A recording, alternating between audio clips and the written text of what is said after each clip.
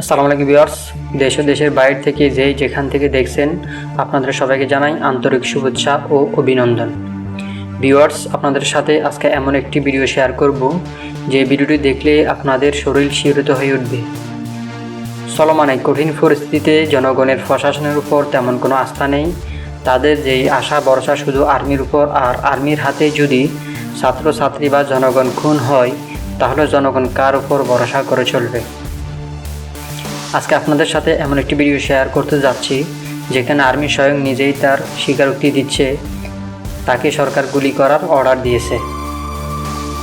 তো চলুন আমরা আর কথা বাড়াবো না, আমরা সেই কাঙ্ক্ষিত ভিডিওটি মনোযোগ সহকারে দেখি। আজকে সরকার আমাকে এমন তুলে দিয়েছে, মানে আমি একজন স্টুডেন্ট হয়ে আর একজন ভাই স্টুডেন্টের বুকে গুলি চালানোর জন্য সরকার আজকে আদেশ দিচ্ছে আমাদের সেনাবাহিনীকে।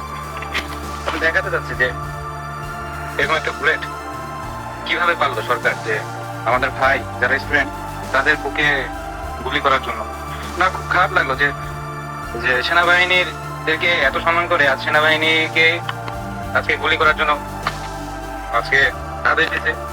120 রাউন্ড করে দিয়েছে। আমার সত্যি খুব যাওয়ার ইচ্ছা ছিল না, কিন্তু তাও বাধ্য হয়ে আমাকে যেতে হচ্ছে।